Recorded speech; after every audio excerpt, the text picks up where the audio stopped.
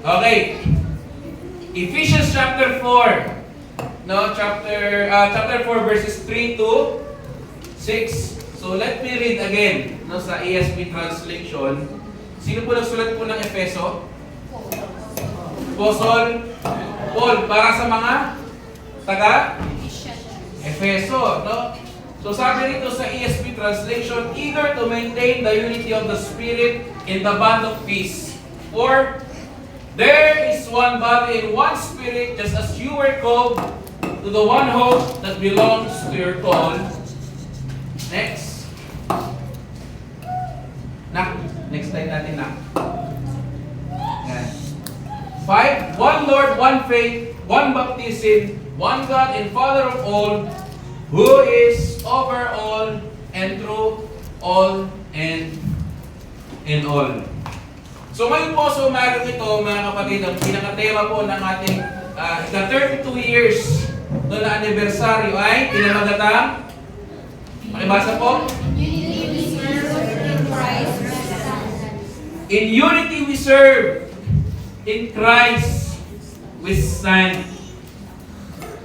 Mga kapatid sa Panginoon, isa po sa pinakamalaking hamon ng church o ng iglesia sa bawat panahon ay hindi lamang po pagharap sa pag-uusig, no, mula sa labas, kundi kuminsan madalas ay yung pagpapanatili, pag-maintain ng unity o ng pagkakaisa sa loob ng church o ng local church. Maraming ministry o maraming ministeryo ang bumabagsak dahil sa lakas ng kaaway. Hindi dahil bumabagsak sa lakas ng kaaway, kundi dahil sa pagkakahati-hati ng mga lingkod o ng mga anak ng Diyos. So kapag ang pagkakaisa po, mga kapatid, ay napalitan ng inggitan, ng kompetisyon, ng personal na ambisyon, o hindi pagkapatawad, ano niyo po nung nangyayari? Nawawala ang lakas ng patotoo ng isang iglesia sa sanlibutan. Hindi po nais ni Satan na pigilan lamang ang gawain ng iglesia. Alam niyo po kung anong kinakanais niya? Nais niyang sirahin ang pagkakaisa ng iglesia.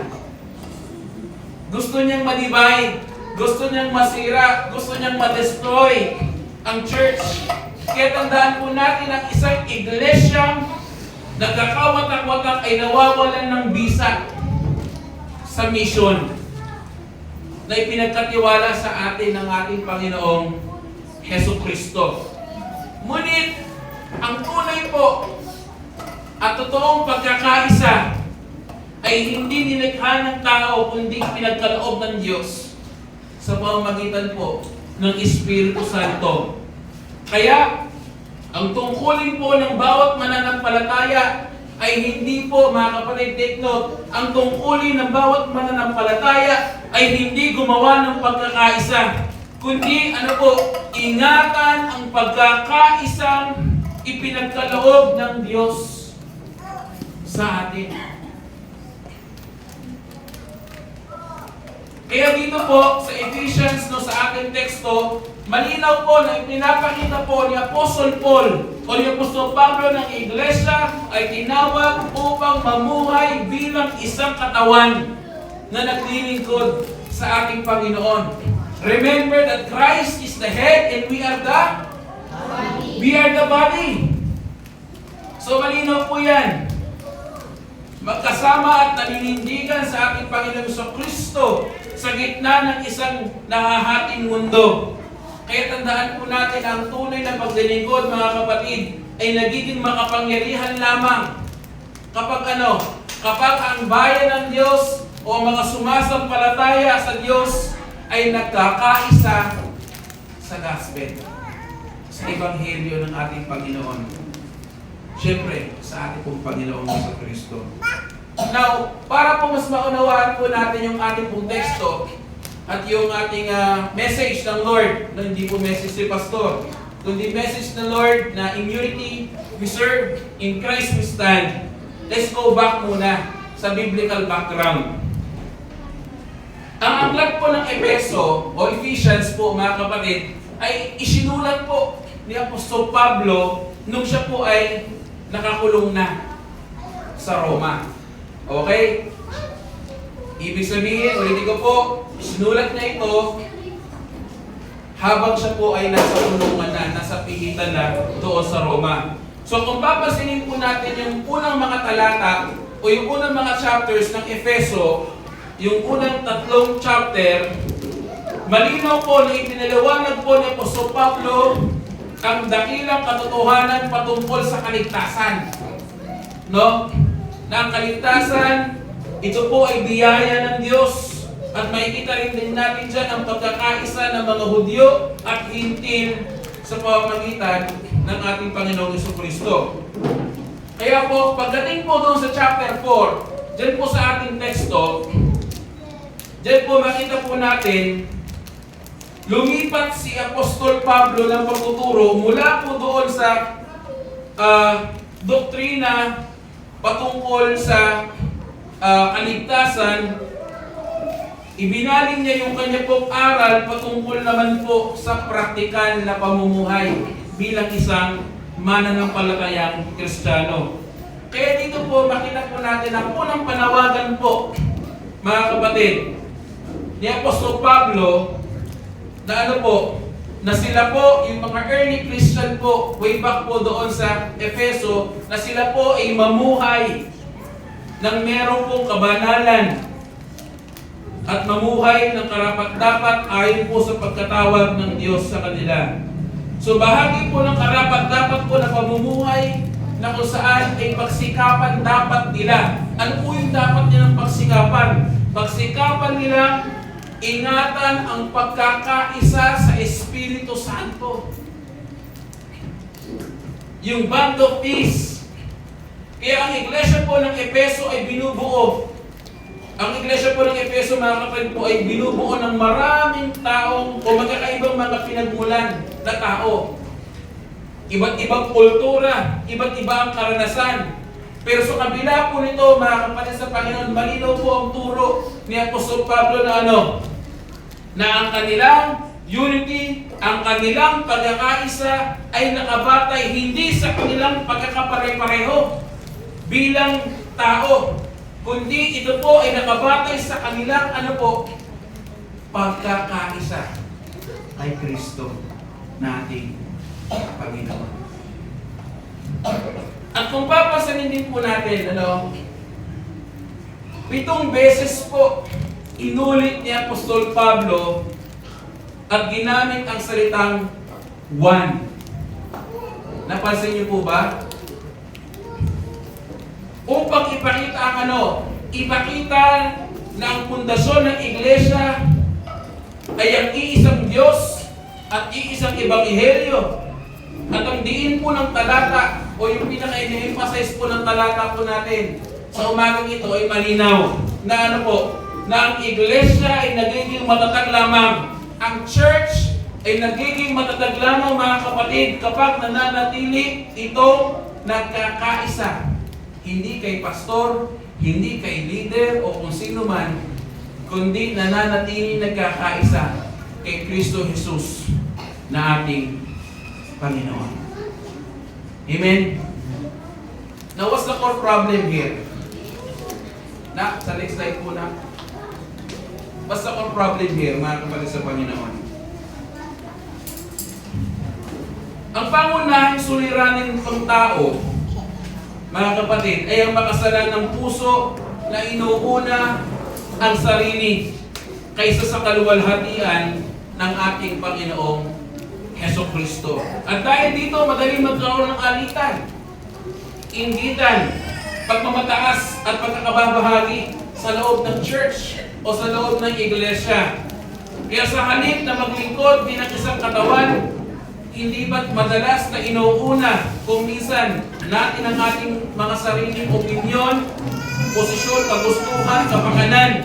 At kapag wala na ang ating focus kay Jesus, ano po nangyayari? Nawawala na rin ang tunay na pagkakaisa. At yun po yung rason kung bakit may mga churches na nalilibay.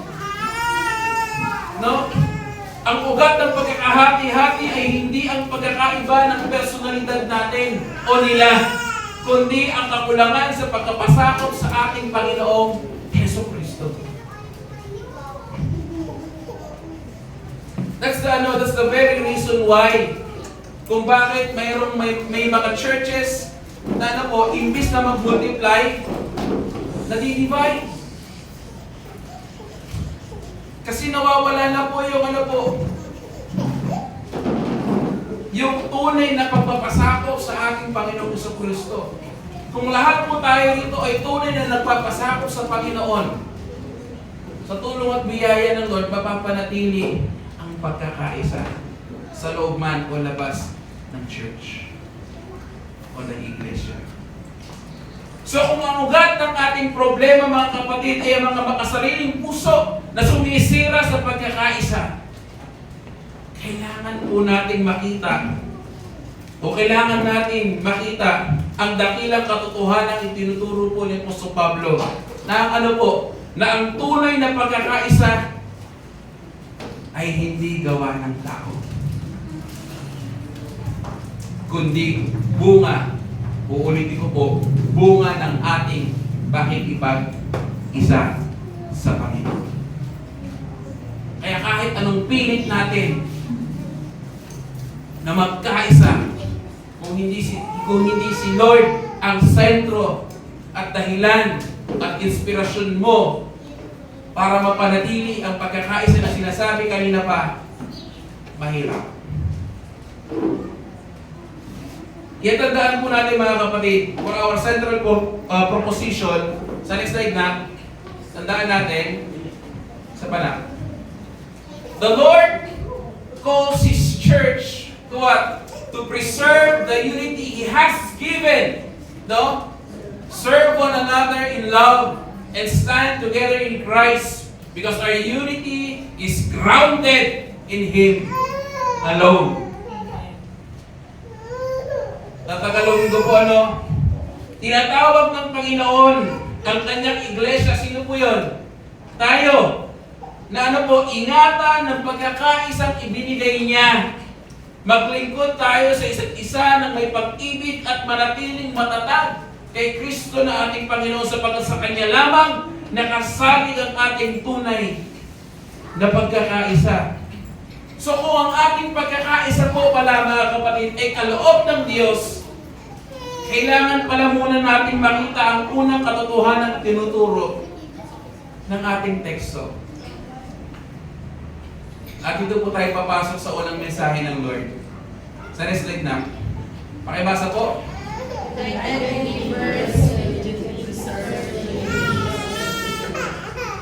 By the way,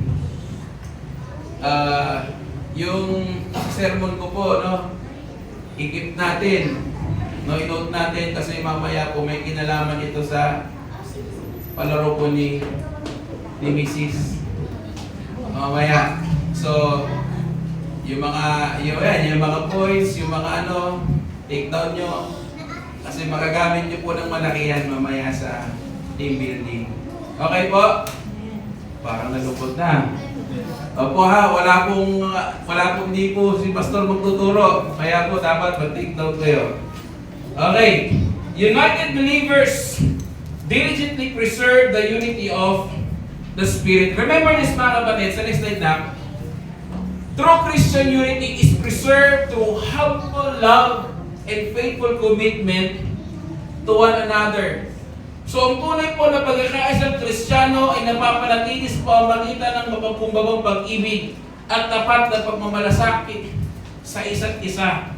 So kung papasanin po natin, kung babalikan po natin yung ating text, nagsimula po si Apostol Pablo sa panawagang sa King James translation, endeavoring to keep the unity of the Spirit in the bond of peace. So yung salitang endeavoring po rito, mga kapatid, ay nagpapakita po ng masikasig, na pagsisikap at hindi ng pagiging pabaya. So dito po, malinaw na ipinapahiwatig po nito na ang pagkakaisa ay kailangan ingatan araw-araw.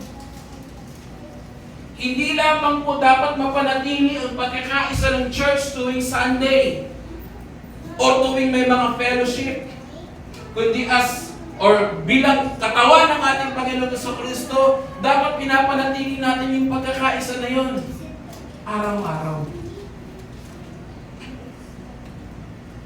Hindi po tayo tinawag, mga kapatid, upang gumawa po ng panibagong pagkakaisa. Uulitin ko po, hindi tayo tinawag ng Diyos o hindi tayo ina-encourage ng Diyos, hindi tayo inuutusan ng Diyos na gumawa ng panibagong pagkakaisa sapagkat ibinigay na ng Espiritu sa lahat ng tunay na mananampalataya ang pagkakaisa na pinasimulan at meron ang Diyos. Gayunman, maaari itong masira. Yes, you heard it right. Maaari po itong masira sa pamamagitan ng kasalanan, ng kapalaluan, ng pagiging marites, no, ng mga chismis, at kawalan ng pagkapatawad. Kaya po, di ba, again, may mga churches, dahil sa mga dahilang yon, imbis na mag-multiply, nadi-divide. At ang bond of peace ay larawan ng tali na nagbibigkis sa buong katawan ng ating Panginoong Jesucristo. So kapag ang kapayapaan ay pinangalagaan po natin, mga kapatid, nagiging matatag ang church, ang iglesia sa gitna ng mga pagsubok. Kaya po, mga kapatid, ang bawat mananampalataya ay may pananabutang maging tapat, no, ng pagkakaisa o tagapag-ingat ng pagkakaisa at hindi tagapagsimula ng pagkakahati-hati. Uulitin ko po, meron po tayong pananagutang, no, maging tagapag-ingat at ng pagkakaisa at hindi ng pagsisimula ng pagkakahati-hati o ng pagkakawatak-watak. Tandaan po natin na ang pagkakaisa ay hindi nangangahulugang pare-pareho tapat tayo ng opinyon. Uulitin ko po, ang pagkakaisa ay hindi nangangahulugang pareho-pareho tayo ng opinyon sa lahat ng bagay, kundi dapat pare-pareho ang ating pagpapasakop sa ating Panginoong Jesucristo.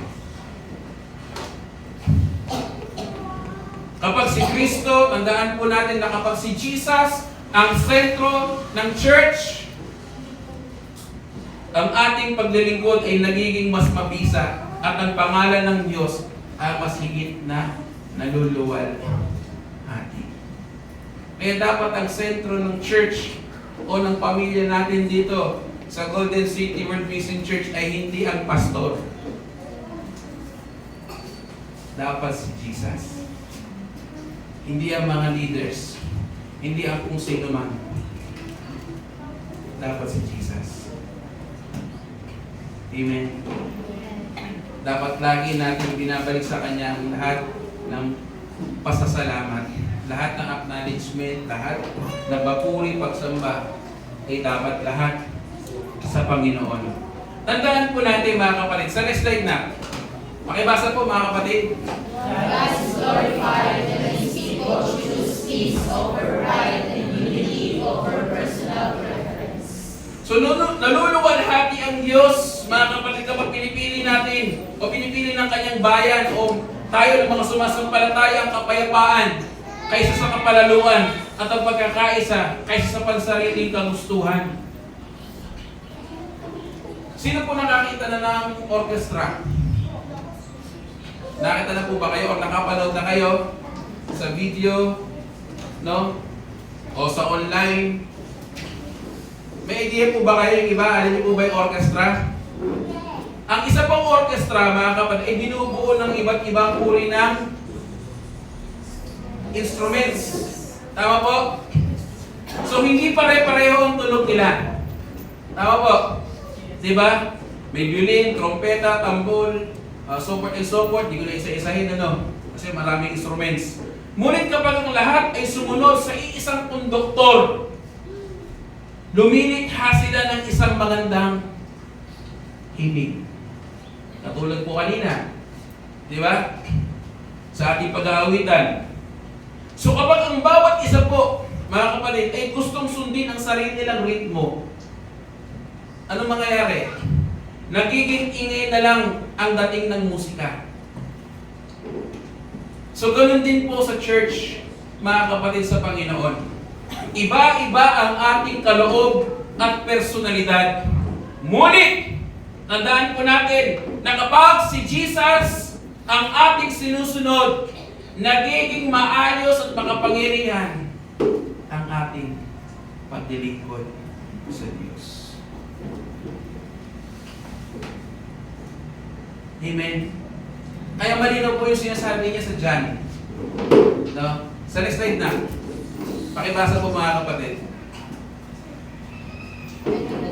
Us for things only, but also for those who believe in me through the word, that they may know one just as you, Father, are in me, and I in you, that they also may be in us, so that the world may believe that you have sent me.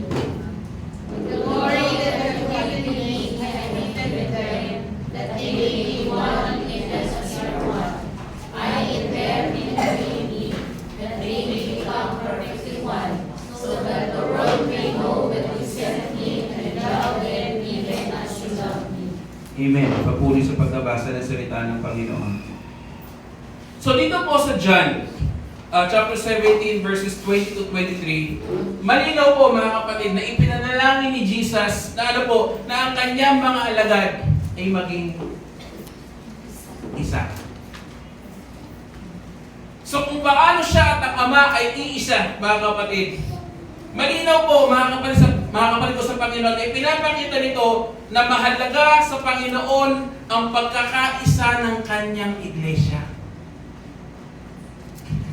Ang pagkakaisa nito ay hindi para lamang sa kapakanan ng church, kundi upang makilala ng sanlibutan na si Jesus ang isinugo ng Father. So kapag ang church, ang iglesia po ay nagmamahalan at nagkakaisa mga kapatid, ano niyo po nangyayari? Nagiging malinaw ang patotoo natin. Nagiging malinaw ang patotoo nito sa Ebanghelyo. Kung makita ng mundo, kung makita ng tao na ang Golden City World Mission Church ay merong pagkakaisa, malaking mensahe sa kanila. Na ano? Unang-una, na yung ating Diyos sa sinasamba ay totoo at buhay.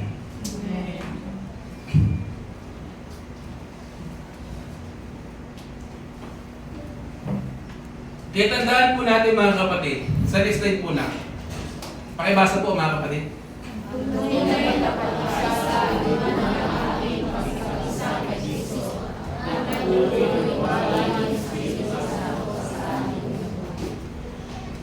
Nawala po reflection ito sa atin mga kapatid ko sa Panginoon. Mayroon bang pagpapataas, hindi pagkapatawad o pansarili kagustuhan na nagiging hadlang sa iyong pagkakaisa sa katawan ni Kristo? Ikaw at si Lord na lang ang lubos na nakakaalam nito mga kapatid. Nawala po ang aplikasyon nito sa atin.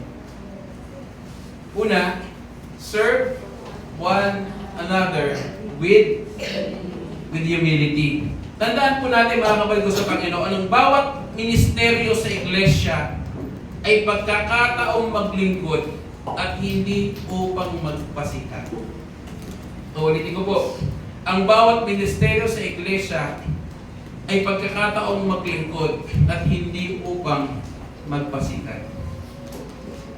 Tandaan din po natin sa next slide na ang tunay na lingkod ng Diyos, ang tunay na lingkod ay handang unahin ang kapakanan ng iba kaysa sariling kapakanan.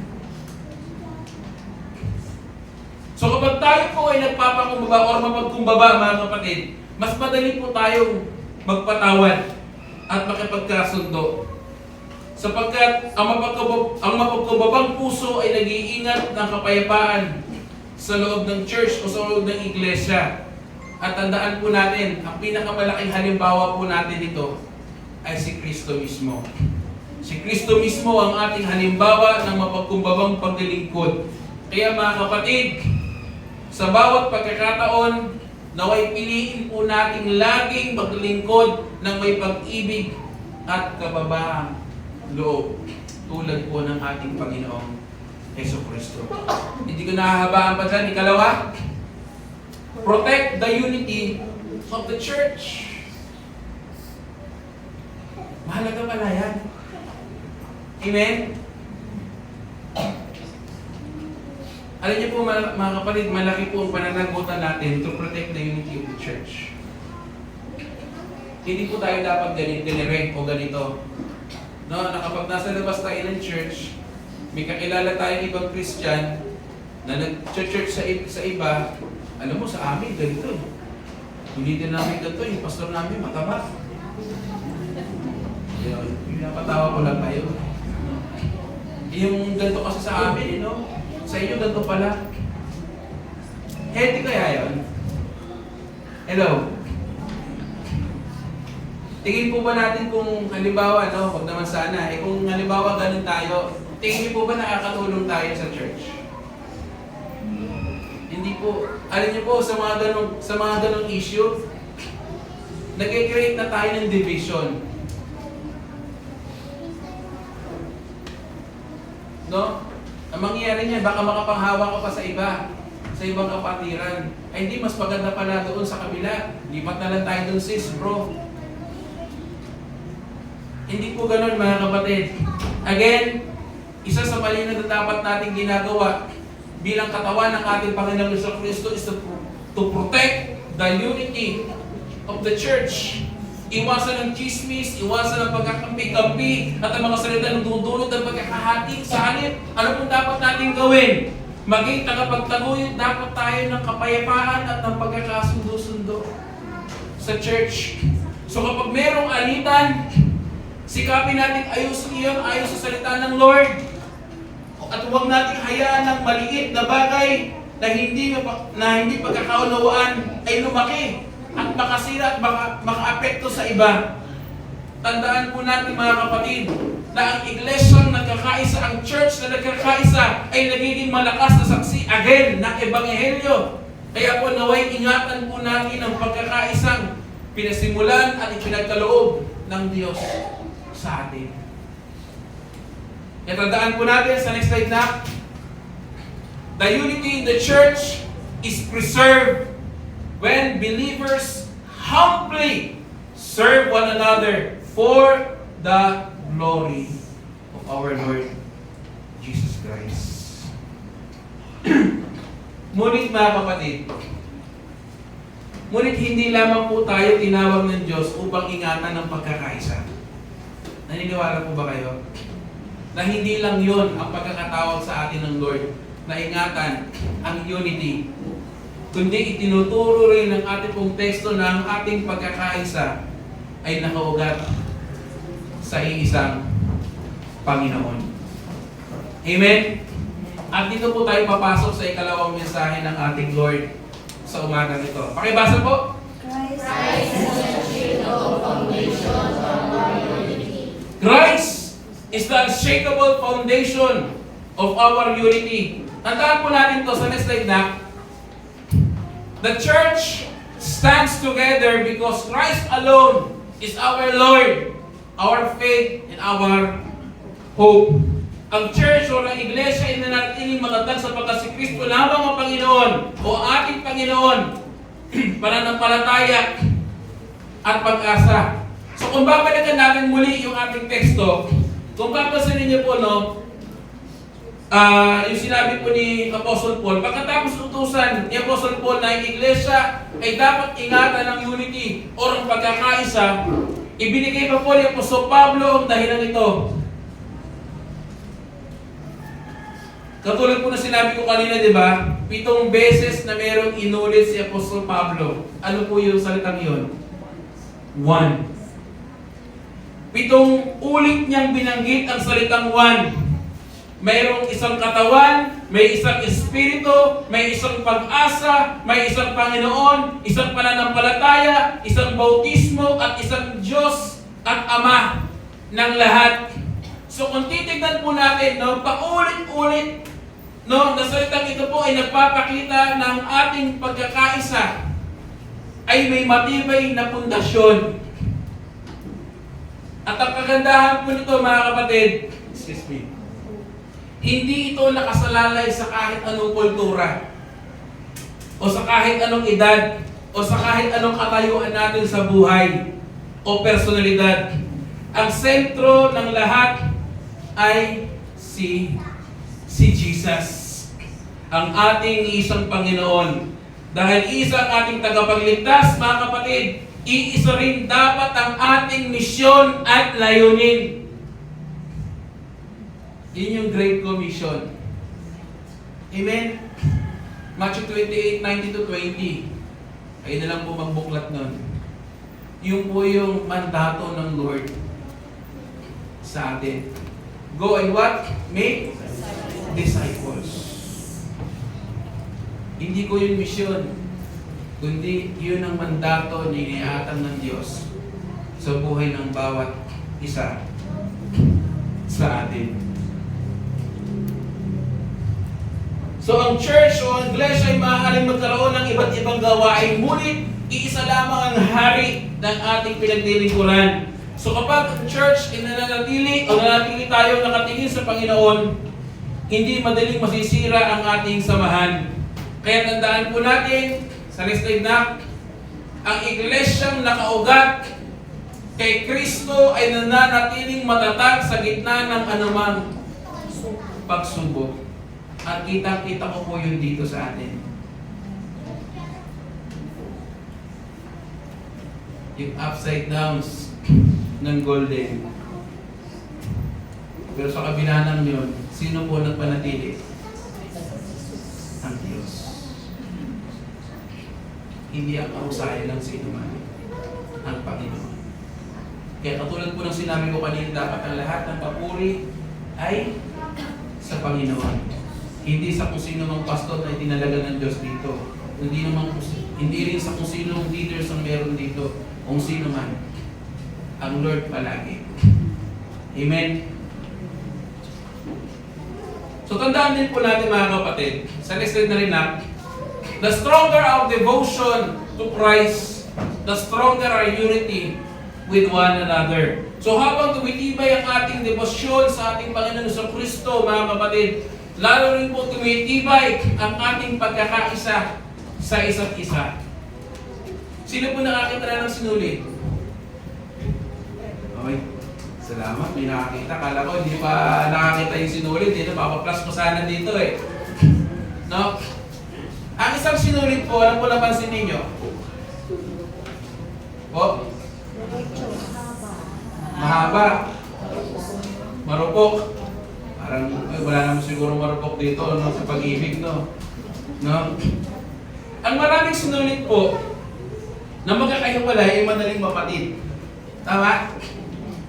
Ngunit kapag ang mga ito ay pinagsama-sama at hinabi sa isang lubid, nagiging matibay ito, mga kapatid. So hindi po, o hindi ang bawat sinulid ang nagbibigay lakas, kundi ang kanilang pagkakabigkis sa isa't isa.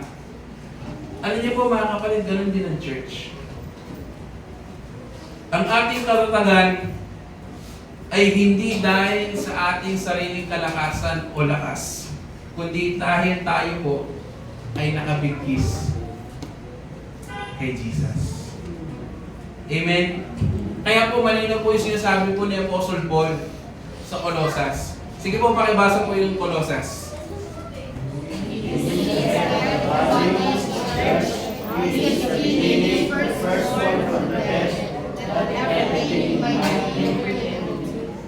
So dito po sa Colossus chapter 1 verse 18, sinasabi po dito ni Apostle Paul na si Kristo ang at tayo po ang katawan na siyang iglesia, no? Siya ang may ganap na kapahamalaan sa kanya pong bayan. Kaya po, mga kapatid, ang bawat mananampalataya ay bahagi ng isang katawan at tumanggap ng buhay mula sa ating pong Panginoong Hesus Kristo. So kapag ang iglesia po ay pinapanatili o nananatiling nakasentro kay Jesus, lumalago ito sa pag-ibig, kabanalan, at katapatan. Kaya po mga kapatid sa Panginoon, ang pagkakaisa ng church, ang pagkakaisa ng iglesia ay nananatiling matatag sapagkat ang pundasyon nito ay hindi nagbabagong Panginoon. Nawala po ang reflection ito sa atin, mga kapatid ko sa Panginoon. Sa next slide na.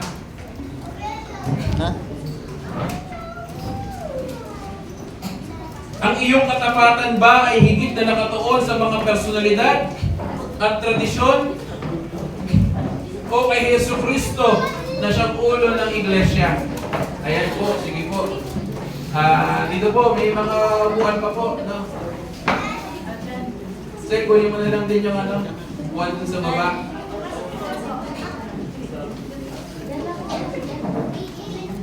Doon sa front, sabi kay Sister, yung buwan namin sa baba. Sige po, ayan po, baka po kayo.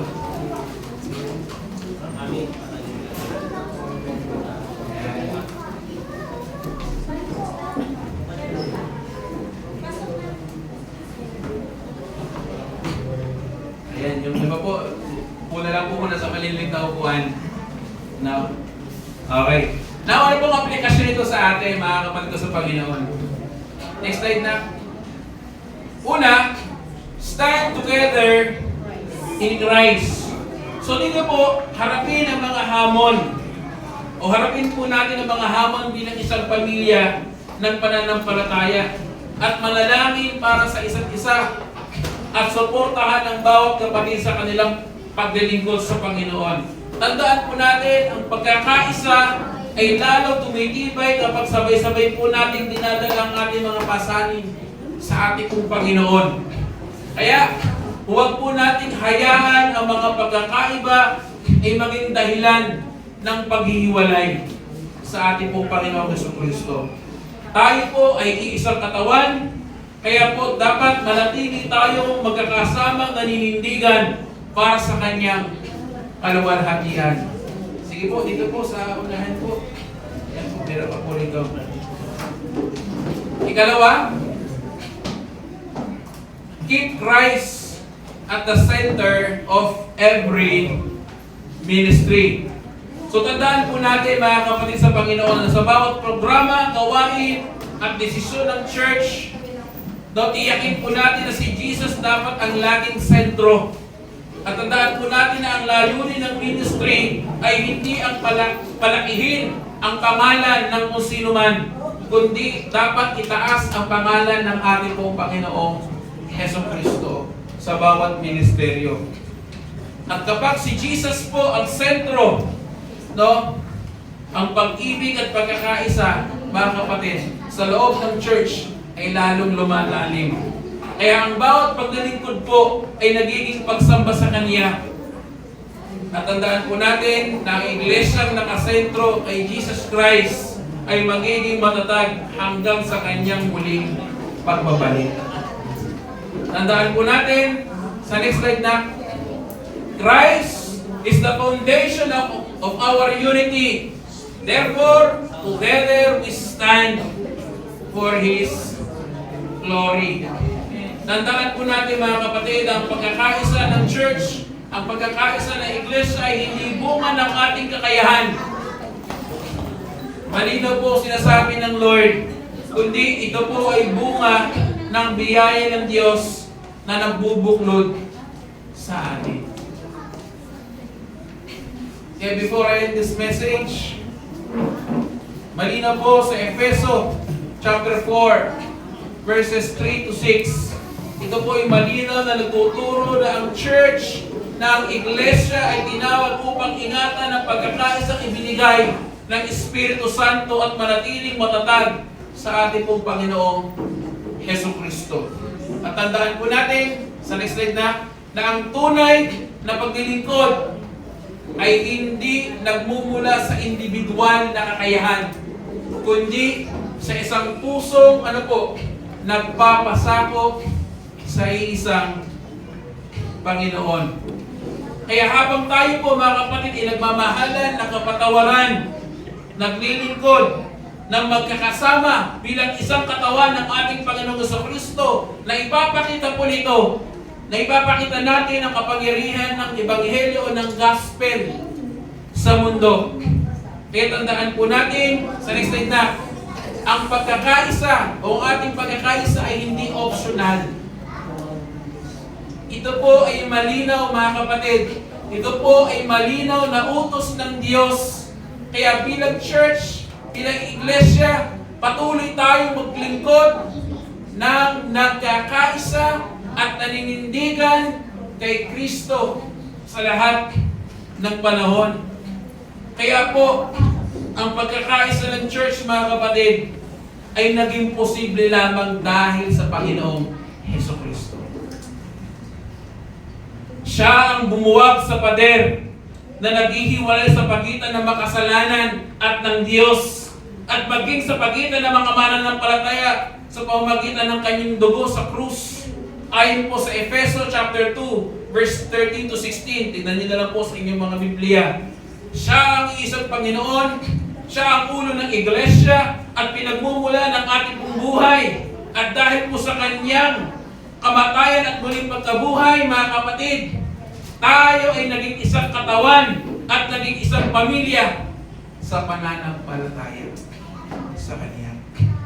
Kaya hindi po tayo nagkakaisa dahil pare-pareho tayo, kundi dahil pare-pareho tayong iniligtas ng ating Panginoong Hesukristo sa pamamagitan ng Kanyang biyaya. Kaya ang ating pong tema mga kapatid ay hindi lamang isang magandang panawagan, kundi isang katotohanang nakaugat sa Ebanghelyo ng ating pong Panginoon. In unity we serve, in Christ we stand. So habang tayo po ay nananatiling nakasentro o tayo po ay nakasentro sa Panginoon, ang ating paglilingkod ay lalong magiging mabisa, effective. At ang ating patutuo ay magiging malinaw at ang Diyos ang tatanggap ng lahat ng kaluwalhatian. Kaya mga kapatid, maaari may mga pagsubok. Yes, hindi po yun nawawala sa loob man o labas ng church. Kahit po sa individual na buhay natin, di ba? Lahat naman tayo dito ay sinusubok. Maaari may mga pagsubok, hindi pagkakaunawaan o misunderstanding o hamon na gustong sumira sa ating samahan bilang isang pamilya dito sa church. Ngunit tandaan natin na ang ating lakas ay hindi po nasa dami ng ating mga kapatiran o sa husay ng bawat isa o sa husay ng bawat programa na meron tayo dito sa church. Ang ating lakas ay nasa iisa, Panginoon, na nagbuklod sa atin sa pamamagitan ng Kanyang masaganang biyaya. Kaya huwag nating hayaan ang anumang bagay na makasisira sa ating pagkakaisa, mga kapatid. Maglingkod tayong magkakasama, magmahalan tayong tapat, at manatili tayong matatag sa ating pong Panginoong Jesucristo. Again, in unity we serve, in Christ we stand. Tayo po ay manalangin. Heavenly Father, once again, thank you so much, Lord, for your word na siya na binigay mo po sa amin sa oras na ito. Tulungan mo po kami, O Banal Espiritu, kung paano po namin ito may sapamuhay. Bigyan niyo po kami ng sapat na pagkakaunawa upang magamit namin ito sa aming pang-araw-araw na buhay at pananampalataya sa iyo na kung saan ang buhay ng bawat isang narito. Itunay, Lord, na kami po ay makitaan ng pagkakaisa sa looban o labas ng bahay sambahan ito bilang iyong katawan. Panatilihin po, Panginoon, ang pagkakaisa dito na iyong pinagkaloob sa amin. Kami, ang buhay namin ay maging good vessel, maging channel of blessing, transformation sa bawat isa. Lalo hindi sa mga hindi po nakakilala sa iyo, Diyos. Salamat, pagpalain mo yung mga salita at ito'y maging malaking pagpapala sa buhay ng bawat isa't isa. Salamat po. Puri ka namin, sinasamba ka namin, dinadakila ka namin. Ito po ang aming panalangin sa pangalan ni Jesus. Amen.